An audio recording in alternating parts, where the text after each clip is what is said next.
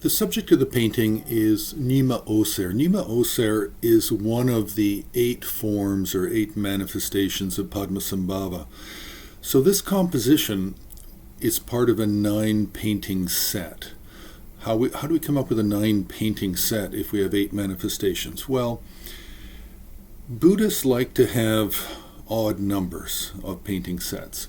So if you have 8 forms of Padmasambhava, and you want to have each of these forms represented in a single painted composition, then you would end up with 8 final paintings in the set. But what you want to have is a central painting of Padmasambhava, and then have 4 of the 8 manifestations placed on one side and 4 of the manifestations placed on the other side for symmetry. It's just a Buddhist thing. So Nima Oser is, Nima is sun, Oser is rays of the sun. And it represents a time in Padmasambhava's life when he spent, when he really spent time in charnel grounds. So his appearance is similar to that of a Siddha or a Heruka figure, with bone ornaments, 5-skull crown, tiger skin skirt, a trident, similar ornaments to that effect, similar to a Mahasiddha, which also follows the Heruka definition from the Hevajra and Chakrasambhara Tantras. So, surrounding Nima Oser, we do have cemetery scenes on the right and left. Now, directly above, we have a figure with the leg pendant, and then we have 2 other monastic figures. All 3 figures are wearing a monastic garb. 2 of them are wearing red pandita hats. What this is actually indicating is that this is the commissioner, the person who commissioned this set of paintings was either Sakya or Ngorpa, or belonged to one of the various schools or traditions associated with Sakya, because of this rounded red pandita hat, which is common to Sakya, Ngor, Tsar, Dzongpa, Jonang, Bodong, and Shalu, as well as a few others. Now, in the bottom right and left corners, we also have, on the left, we have the deity of power, female deity of power, Kurukule, and then on the right side we have the Maharakta Ganapati with 1 face, 12 arms. Both of these come out of or are contained within what are called the 13 golden dharmas of Sakya.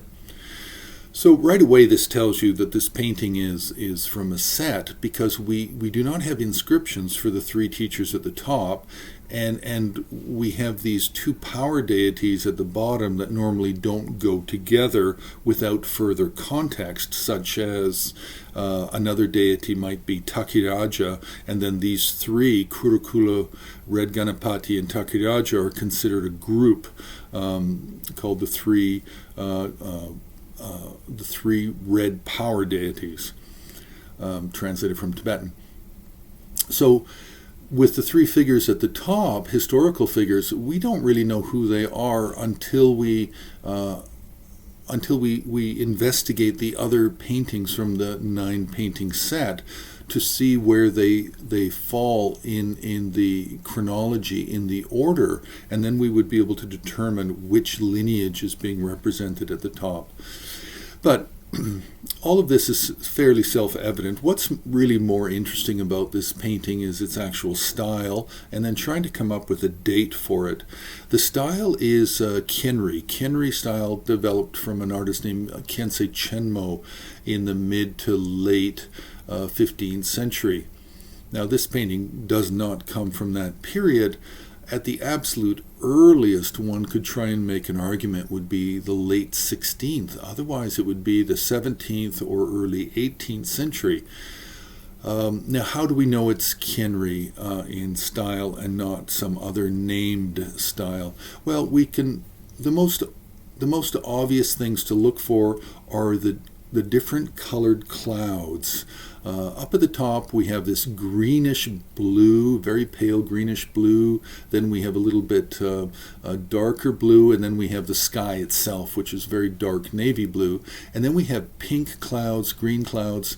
We have all these different colors. And if you look halfway down the right and left sides, you'll see with the cemetery scenes on the left, you'll see that there are pink clouds framing a tree and framing the figure of Virupa seated under the tree. And then on the right side, you'll see orange clouds framing the tree and another Siddha seated beneath. So clouds are very important. Now, another thing that's very important is these circular halos that we have behind Kurukula and Ganapati at the bottom right and left. And then we have the little wispy flames that only are seen at the top of the halos. All of these are very much within the Khyenri style, and we do not find them with other named Tibetan painting styles. Also, the cemetery scenes at the middle, right, and left at the sides, to the sides of Nima Oser, these are all very much copied from the charnel ground mural paintings that we find in the protector chapels at Gongkar Chode Monastery in central Tibet, just about an hour and a half drive west of the city of Lhasa. So just an introduction into another painting that belongs to a set. So do subscribe, press the like button, you can share, and support HAR on Patreon if you are able.